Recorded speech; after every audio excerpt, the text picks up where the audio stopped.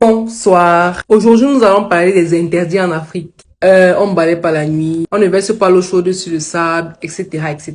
Ce qui est le plus intriguant dans tout ça, c'est qu'en général, quand tu demandes pourquoi je dois pas faire ça, on n'arrive même pas à te répondre. Vu que les aînés ne font que nous interdire ce qu'on leur a interdit aussi. Donc, ils connaissent pas aussi trop peut-être. Commençons par le plus courant, le plus fréquent en Afrique. On ne balaye pas la nuit. Sous prétexte que si on balaye la nuit, il y aura les esprits qui vont apparaître dans la maison. Il y aura un esprit qui va venir te hanter. Déjà, je trouve que c'est un peu tiré par les cheveux tout ça parce que moi, je balaye la nuit sans problème. Mais les théories qui expliquent pourquoi nos ancêtres nous ont raconté tout ça sont diverses. L'une des théories est celle selon laquelle, avant en Afrique, à partir de 19h, c'était la nuit noire. Il n'y avait pas d'électricité et tout ça. Donc, en balayant la nuit, vu qu'on voit pas grand chose, on pourrait se retrouver en train de jeter des objets importants, voire des trésors, si on peut dire comme ça, des objets précieux, des bijoux et consorts. Et une autre théorie dit que la nuit fait totalement noir, tout le monde est sûrement en train de dormir. Que les bruits du balai traditionnel là, les crasse, ça peut réveiller les gens.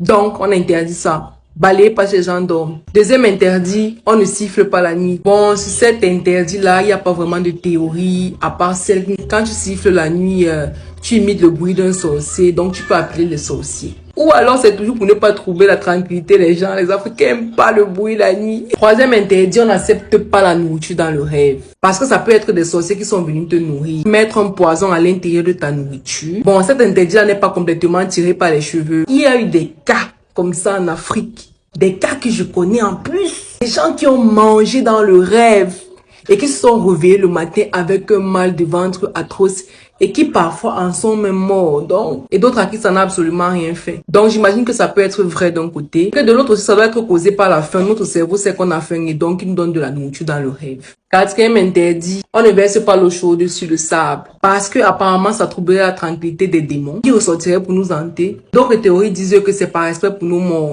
Vu qu'ils sont sous terre, c'est pas très gentil de leur verser de l'eau chaude. Bon, voilà pour la liste des interdits en Afrique. Abonne-toi, like, commente et partage. S'il te plaît, j'attends.